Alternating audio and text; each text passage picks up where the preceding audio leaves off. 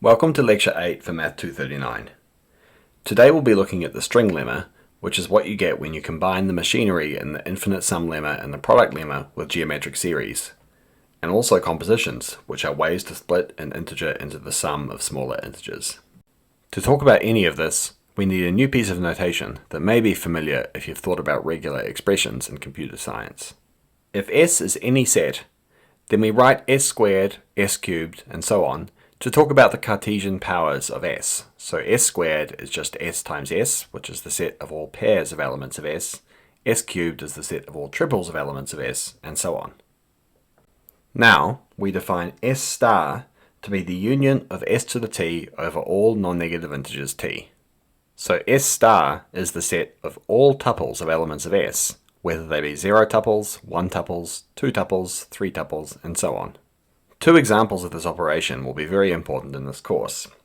The first is when S is simply the set 0, 1. The star of the set 0, 1 is shown here. It contains one element which is a 0 tuple, it contains two elements which are 1 tuples, and then 4 2 tuples, 8 3 tuples, and so on. Here I've implicitly defined what it means to raise a set to the power of 0 or 1. Raising any set to the power of 0 gives a single empty tuple, and raising any set to the power of 1 simply gives a set of 1 tuples, which are essentially the set itself. This might seem a little strange, but you can see it lines up with the notation nicely for larger powers of S. One thing to notice is that we can think of the elements of 0, 1 star as binary strings, simply by removing all the punctuation.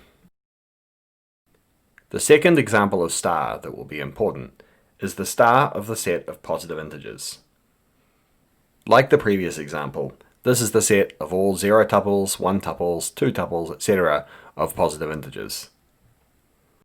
It's hard to list the elements of this set in a sensible order, but hopefully what I've written here gives you an idea of the elements of the set. To talk about generating series defined on the star of a set, we need a way to extend a weight function on a set S to a weight function on S star.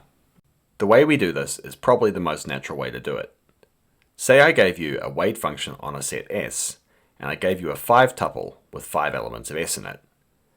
If I asked you the weight of the 5 tuple, then probably what you would do is sum the weights of its 5 elements.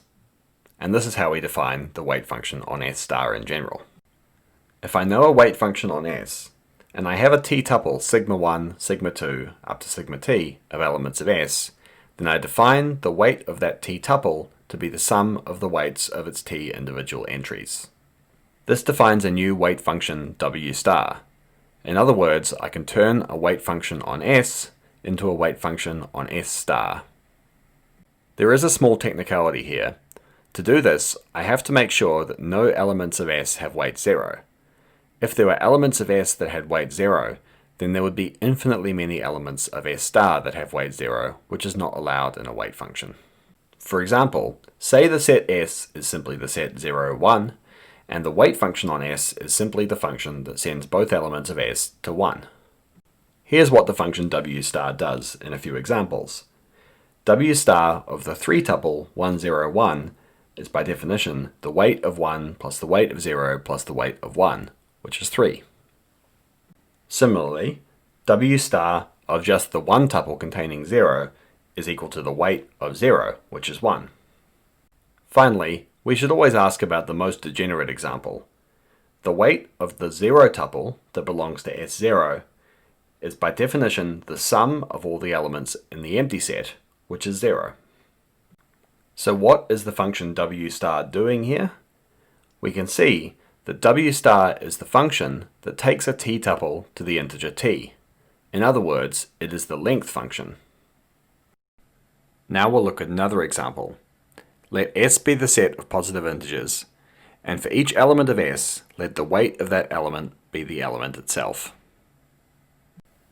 This will extend to a weight function w star on S star.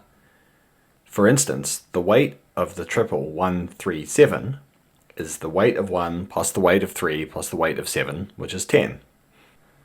The weight of the singleton 5, which belongs to S to the power of 1, is just the weight of 5, which is 5. And like before, the weight of the empty tuple, which is the element of S to the power of 0, is equal to the empty sum, which is 0. If you looked at these three examples, and you had to describe concisely what W star is doing, then the answer is clear. W star is the function that takes a tuple and returns the sum of the entries of that tuple.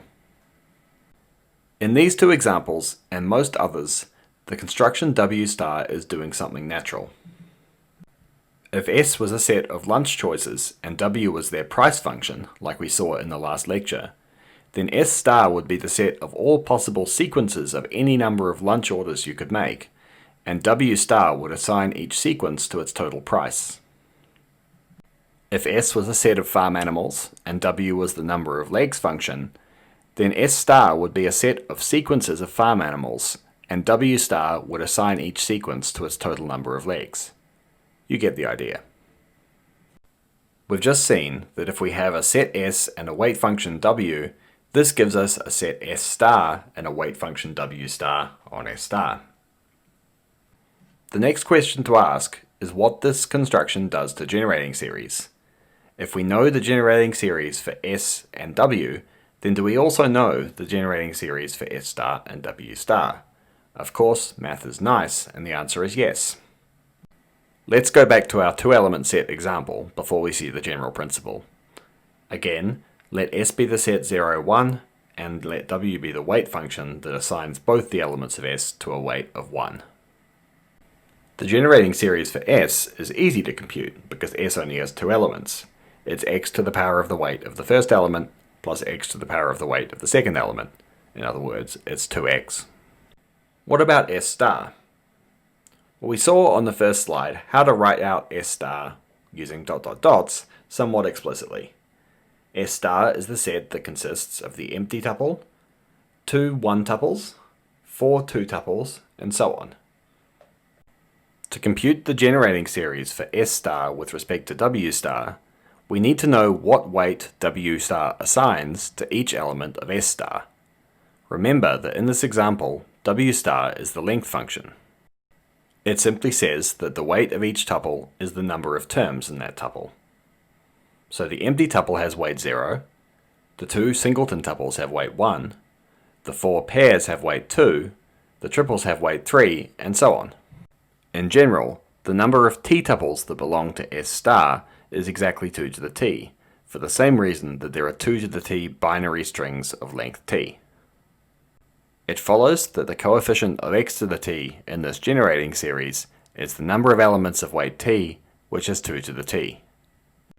Now we're looking at a geometric series. It's equal to 1 over 1 minus 2x.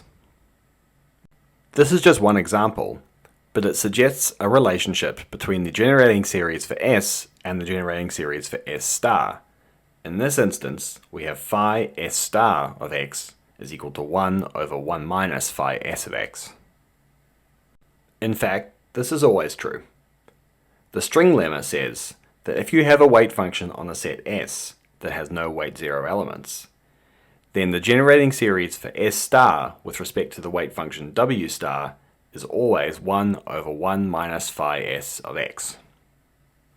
Just like the sum and product lemmas, this statement has a very short proof. The proof uses both the infinite sum lemma and the product lemma.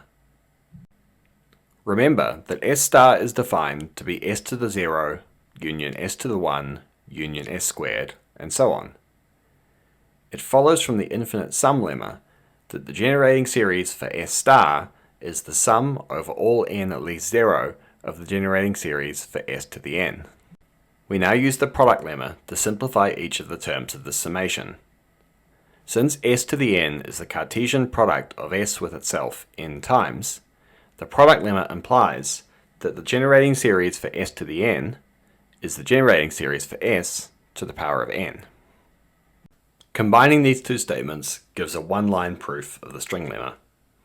We start with phi S star of x, write it as an infinite sum using the infinite sum lemma, simplify each of the terms in that infinite sum using the product lemma, and then observe that we have a geometric series to give 1 over 1 minus phi sub s of x. Our first application of the string lemma will be to count objects called compositions, which are ways of splitting up a positive integer into smaller pieces.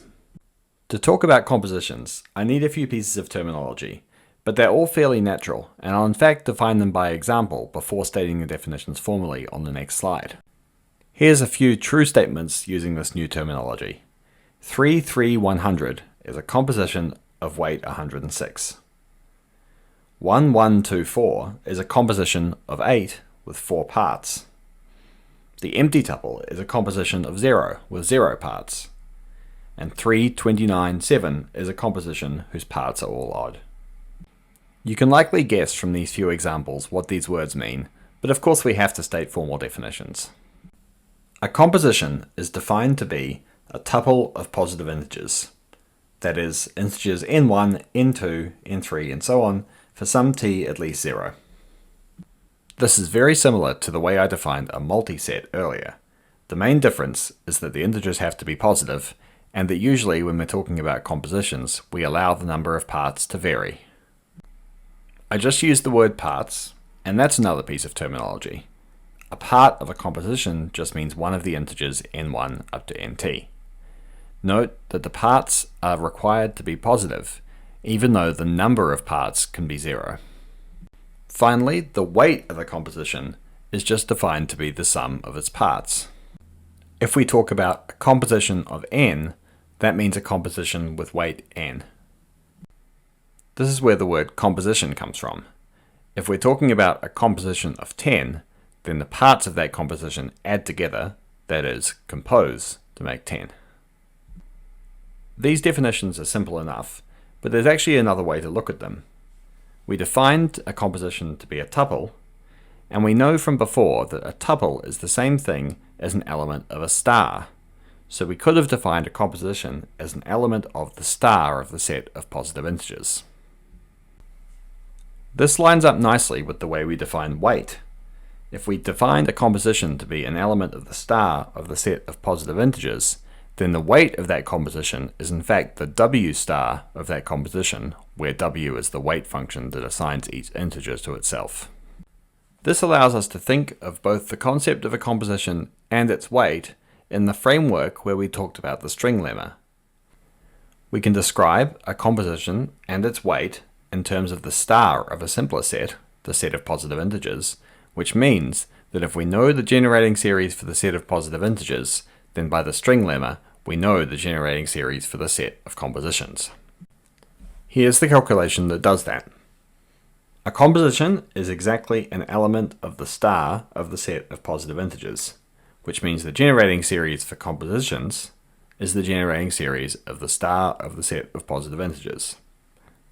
The string lemma tells us that that is 1 over 1 minus the generating series for the set of positive integers.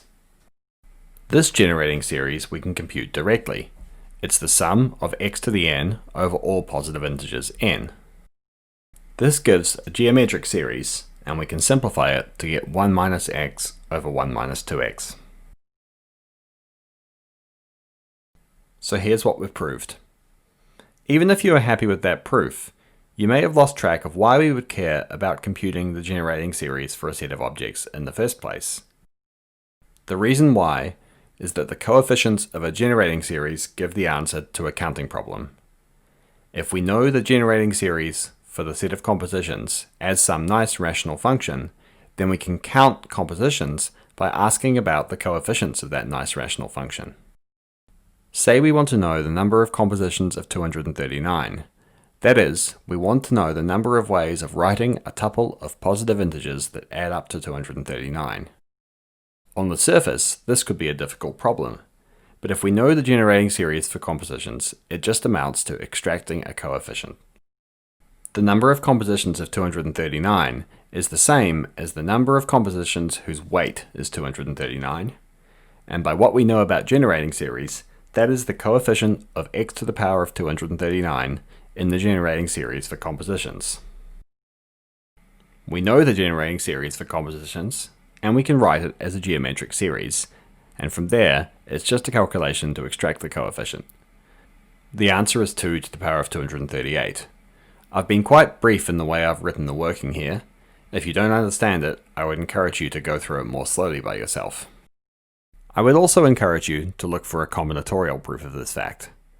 When the answer to a counting question is something as nice and simple as some power of 2, then you should always be thinking in the back of your mind, could I have proved this with a bijection?